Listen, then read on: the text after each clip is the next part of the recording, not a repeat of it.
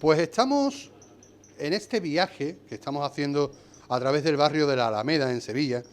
Como siempre, nos paramos un ratito en un lugar que unifica un poco, como expliqué en el primer programa, toda Andalucía, porque estamos en la calle Feria de Sevilla, tenemos los mejores productos de Huelva, los mejores productos de Sanlúcar de Barrameda y estamos en la bodega Jerez, de Cádiz, los chicharrones, de todo rico. Bodega Jerez es el lugar elegido para tomarnos nuestras cañas y hablar de los misterios, fantasmas, enigmas, leyendas de cada barrio al que visitamos. Y siempre tenemos a nuestro especialista, pero le voy a hacer rabiar a nuestro cámara Fernando Bermejo. Esto no es atrezo, este jamón es del bueno y es de Bodega Jerez. No te lo comas, Fernando, porque es atrezo. Ahora ya sí podemos comérnoslo, José Manuel. ¿Tú quieres comer jamón? Es del bueno. Yo ahora solamente hay que olerlo para saber que es del bueno, José Antonio. Buen sitio, Bodega Jerez, donde hablamos de misterio. Y estamos en la Alameda de Sevilla.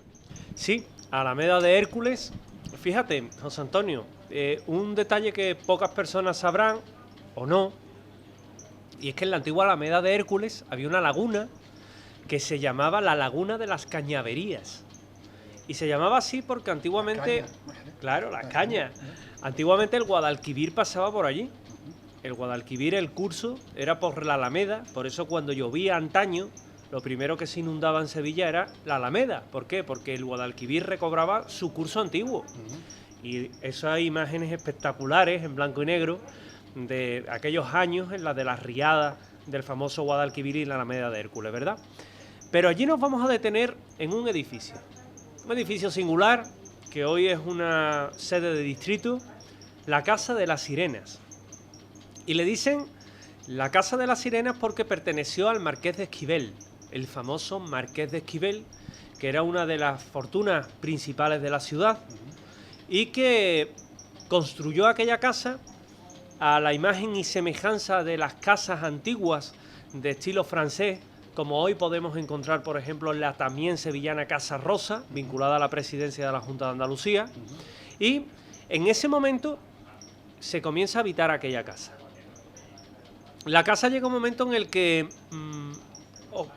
le vienen a venir una serie de vicisitudes y todos lo recordaremos porque en la década de los 70, de los 80, aquella casa estaba prácticamente en ruina, nadie se atrevía a darle un uso, estaba que se temía más por su demolición que por restaurarla. Estamos hablando de una Casa de las Sirenas, centro cívico actualmente de Sevilla, donde era una casa donde vivía una familia. O sea, recordemos que durante siglos ha habido una familia adinerada que ha vivido allí. Yo he tenido el privilegio de ver fotos ocultas de esa familia muy rara, como de siesta, pero estaban durmiendo o estaban muertos, de esa época en que se hacían fotos a los muertos. Exactamente, pues en esa época nos ubicamos. Cuando se restaura el edificio de las sirenas, que le llamaban así porque tenía en la entrada dos esbeltas sirenas, y cuando uno entraba era como si te dieran la venia para entrar, el permiso para entrar, por eso Casa de las Sirenas. Además había muchos adornos de sirena, por eso tiene una mística, ¿no? La sirena significa algo, ¿no? Sí, exactamente, siempre era la dualidad del ser, ¿verdad? El convertirse, pese a esos cantos que siempre te seducían, las sirenas eran seres horribles, eran seres que realmente lo que pretendían era tu muerte, ¿verdad? Era siempre la vida, la muerte, la eterna dualidad. ¿Qué ocurre? Pues que cuando se comienza a reconstruir aquello, los albañiles, que sabes que por motivos familiares estaban vinculados, en este caso a mi familia, pues comienzan a tener diferentes encuentros con lo que primero son sensaciones acústicas. Es decir, escuchaban perfectamente cómo alguien con botas entraba por allá, como un carruaje y los cascos de los caballos resonaban en el piso ya inexistente de la entrada de carruaje, o como cuando se abre el centro cívico se comienza a sentir un llanto y se comienza a sentir también pisadas en la parte alta. Te quiero recordar un Cronos. Un Cronos, eso es un antiguo programa que hacíamos en televisión, este caballero y un servidor. Y durante aquel Cronos, creo que en el año 2009, tuvimos la oportunidad de hacer allí un programa en la cual investigadores de la talla como Pedro Amorós, José Antonio Caravaca, Lorenzo Fernández Bueno, todos tuvimos una serie de experiencias extrañas que culminó con la apertura de una ventana.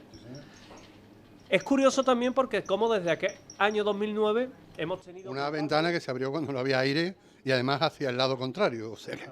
No, fue un movimiento totalmente antinatural. O como por ejemplo con el compañero Pedro Ingelmo de Cádiz, del Diario de Cádiz, pues nos encontramos también cómo nos cuentan toda una serie de fenómenos extraños que están ocurriendo allí en el año 2011.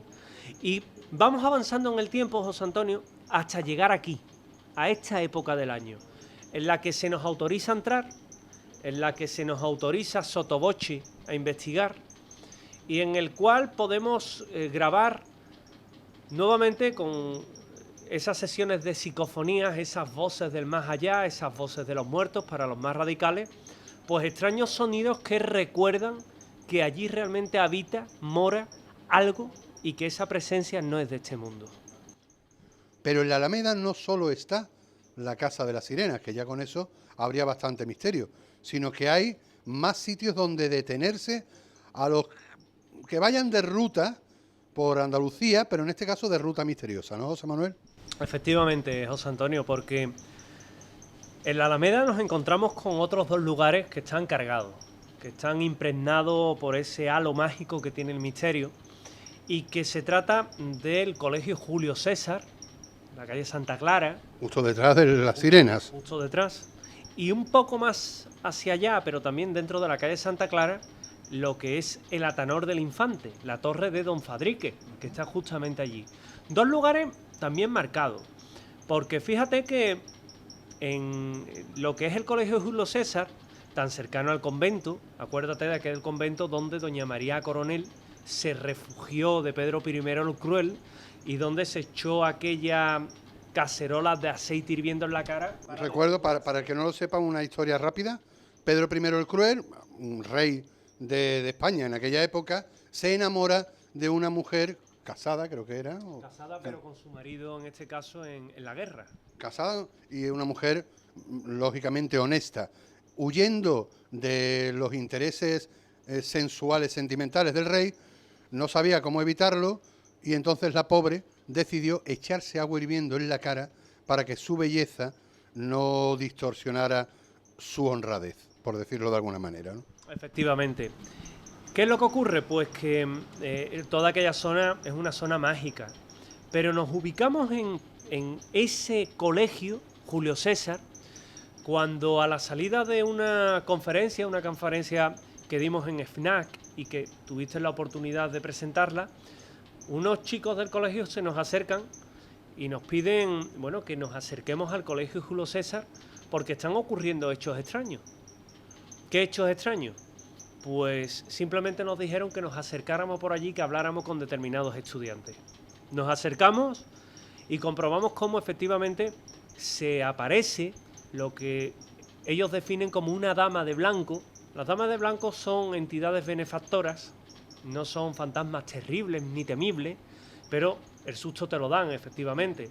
Y cómo esa dama de blanco se ha podido ver en determinadas aulas, mirando siempre a la calle, o como por ejemplo un chico que se encontraba mal un día, necesita ir al baño, y cuando está en el baño, pues se le cierran las puertas y automáticamente la luz comienza a parpadear y a sentir cómo alguien le daba puñetazos en la puerta. Él abre para ver quién es, se da cuenta de que no hay nadie, que está solo, se dirige a la puerta de salida, le intenta abrir, no se abre, y como tras decir lo que comienzan es a volar los rollos de papel higiénico.